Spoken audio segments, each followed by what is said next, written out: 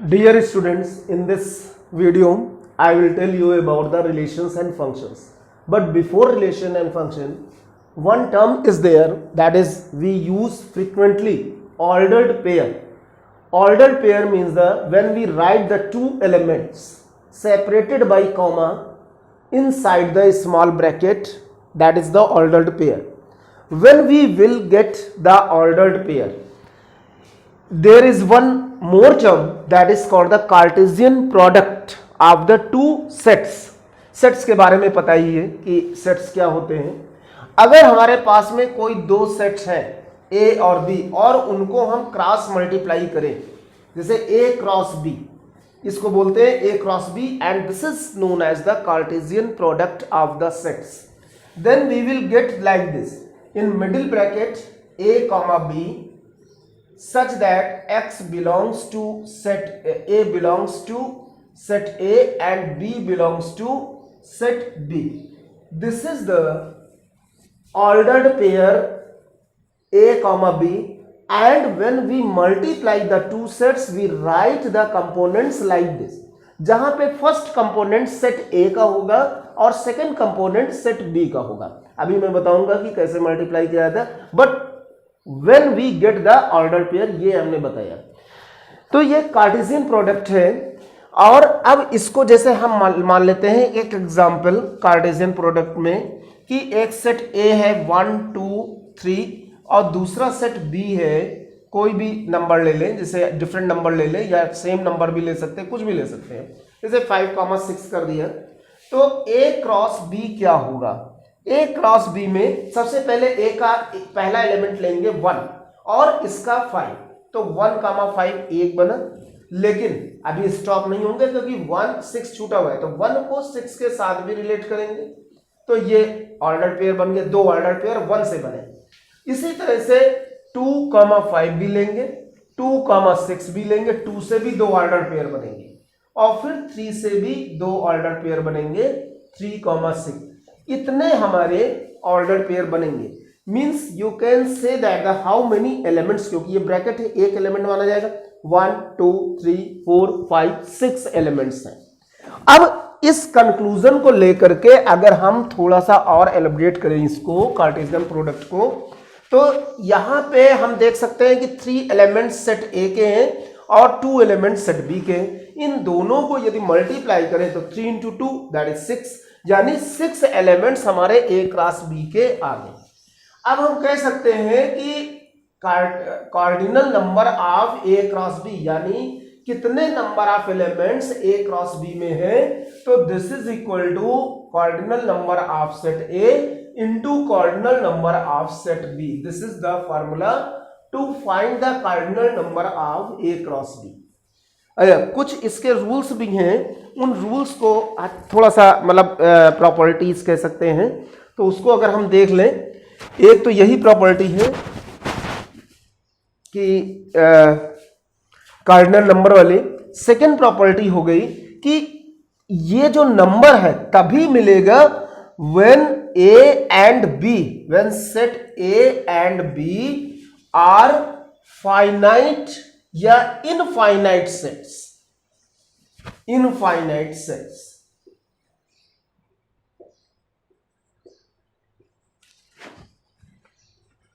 मतलब दोनों सेट या तो दोनों इनफाइनाइट हो, या तो दोनों फाइनाइट हो, या तो एक फाइनाइट हो एक इनफाइनाइट हो. मतलब ये हमें एम्प्टी सेट नहीं चाहिए, ये नॉन एम्प्टी सेट होगा तभी हम ए क्रॉस बी निकालेंगे और तभी हमें कॉर्डिनल नंबर मिलेगा.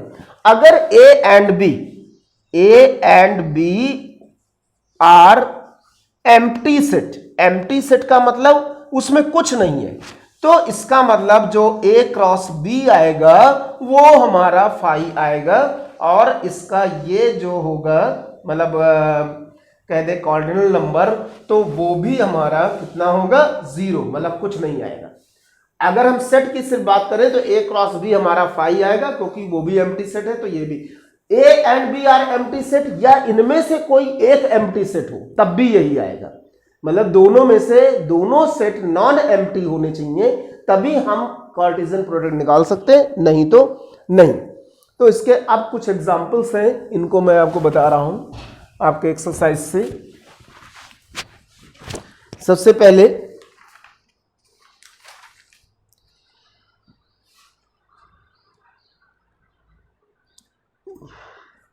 7,8 एक सेट ये है हमारे पास में, और दूसरा सेट है 542, Q है 542।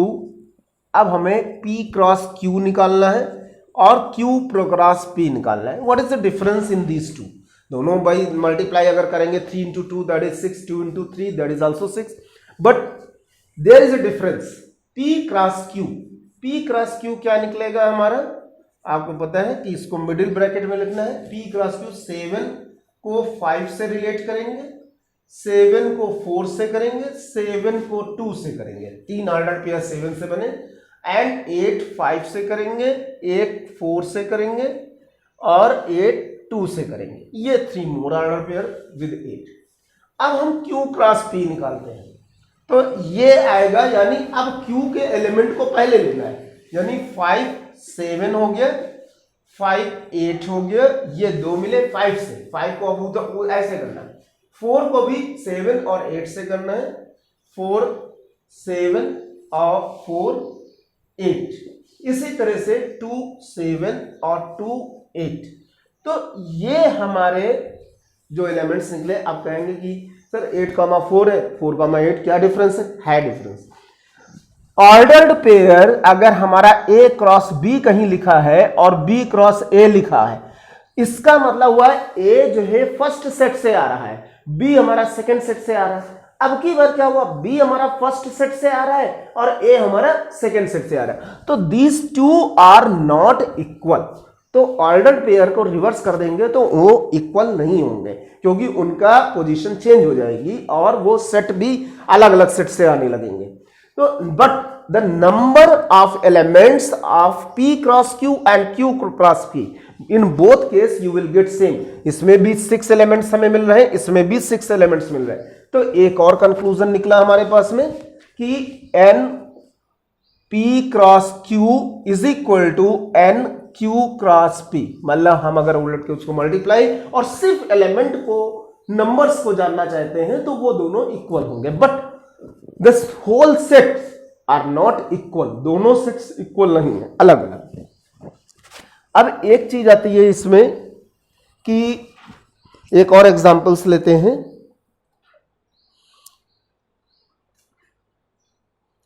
X belongs to 2 3 4, एक क्वेश्चन है ये, X belongs to 2 3 4 and Y belongs to 4 6 9 10. Y belongs to 4 6 9 10. This form the set of all ordered pair X comma Y such that X is a factor of Y, such that X is a factor of Y। हमें इन दोनों को लेकर के, यानी X इस set से belong कर रहा है, Y इस सेट से बिलोंग कर रहा है, लेकिन कंडीशन क्या है, जब हम कोई उसका कार्टेशियन यानी ऑर्डर्ड पेयर बनाए, form the set of ordered pair, कि X फैक्टर हो Y का, यानी जो हम ले रहे हैं पहला एलिमेंट वो फैक्टर हो दूसरे एलिमेंट का। तो ऑर्डर पेयर यानी कि अगर हम इसको सेट A मान लें तो A cross B is equal to, ये हम पहले लिखेंगे X कॉमा Y, ऐसे इसको कहते हैं set builder form. X belongs to A and Y belongs to B। अब हम A और B इसको मान लेंगे, तो let A is equal to 2 3 4 and B is equal to 4 6 9 10, ऐसे मान लिया तो इजी रहेगा। अब इस क्वेश्चन को स्टार्ट करते हैं। तो हमारे पास में क्वेश्चन हो गया कि ये इस तरह से लिखना है, और कंडीशन ये होनी चाहिए कि ये इसमें कंडीशन भी लिखना है, X is a factor of Y, ये भी लिखना है, कंडीशन लिखनी है आपको। अब सबसे पहले हम A क्रॉस B लिखेंगे, पहला एलिमेंट हम 2 लिए, तो 2 किसका, x is A 2 is a factor of, किसका फैक्टर है इनमें, उन एलिमेंट्स को ले लीजिए। तो 2 इज ए फैक्टर ऑफ 4 भी है, 2 इज ए फैक्टर ऑफ 6 भी है, 2 इज ए फैक्टर ऑफ 10 भी है। तो 2 को हम 4 से भी करेंगे, 2 को हम 6 भी करेंगे, 2 को हम 10 से भी करेंगे। हो गया। अब कह रहे हैं अब दूसरा लेना है, क्योंकि हमें तो जितने भी हैं सबको लेना है। तो 3 इज ए फैक्टर ऑफ 6 भी है, 9 भी है। अब 3 ले लिया, 6 और 3 9, ठीक।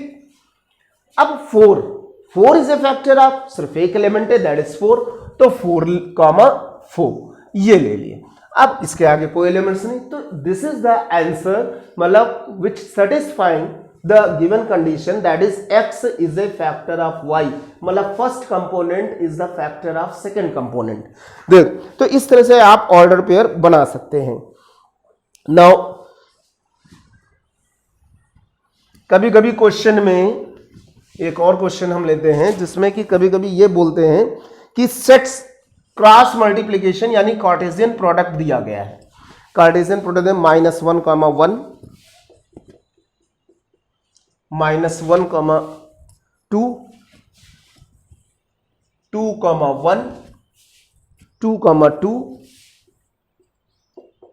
3, 1, 3, 2, और पूछ रहा है write the sets A and B.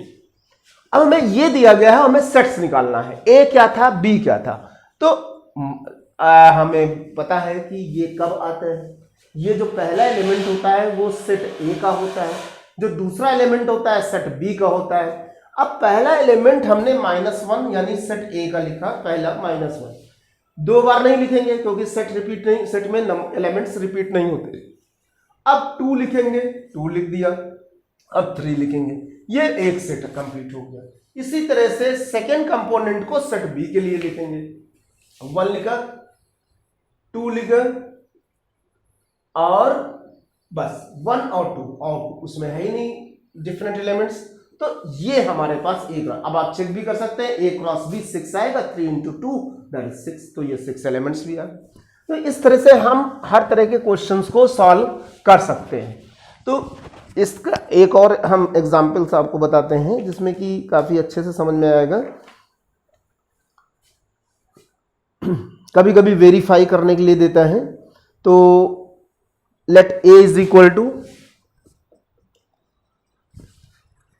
1, 2 एक है, 1, 2, 3, 4,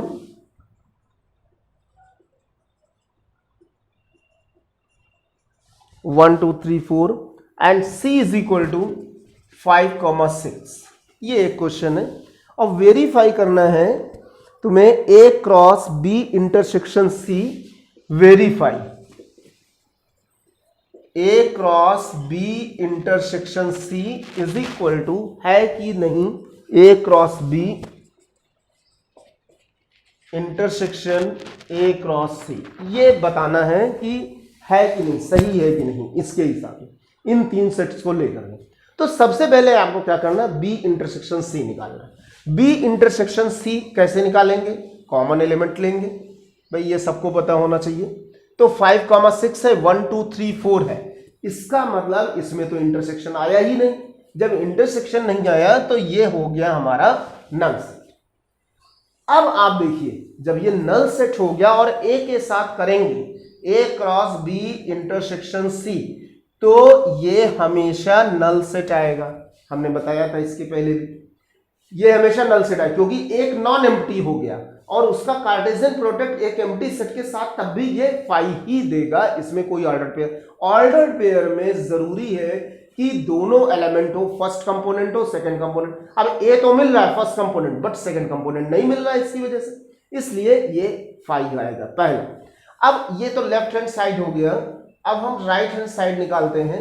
तो राइट हैंड साइड में A क्रॉस B निकाल लीजिए राइट हैंड साइड में पहले तो A क्रॉस B अगर हम ऊपर से देख लेते हैं, 1, 1, फिर 1, 2, फिर 1, 3, फिर 1, 4 और फिर 2, 1, 2, 2, 2, 3 और 2, 4, ये आ गया आपका आउट ब्रैकेट बंद हो गया। ये A क्रॉस B निकल आया। अब हमें A क्रॉस C भी निकालना है, तो 1,2 को 5,6 के साथ करेंगे तो आ जाएगा A क्रॉस C हम निकाल रहे हैं यहाँ पे 1,2 को 5,6 के साथ, तो 1 5 और 1 6, इसी तरह से 2 5 और 2 6। अब आप देखिए कि A cross B intersection A cross C, क्या कोई एलिमेंट्स कॉमन है? A क्रॉस B में ये इतने सारे लिखे हुए हैं, A क्रॉस C में इतने। आप ऑर्डर पेयर पूरा देखेंगे कि ये क्या कोई यहां पे जो दिए गए और यहां पे दिए गए दोनों में कोई एक मिल रहा है कि नहीं मिल रहा है? हम अगर देख रहे हैं तो इसमें कोई भी नहीं मिल रहा है, क्योंकि इसमें 5 और 6 है ही नहीं, तो सवाल ही नहीं उठता कि मिल जाए। इसका मतलब ये भी हमारा एम्प्टी सेट है, यानी नल सेट है। अब जब दोनों आ गए तो इज इक्वल टू हम लिख सकते हैं LHS and it is true, ये ट्रू है। तो by this way you can find the value. Thank you.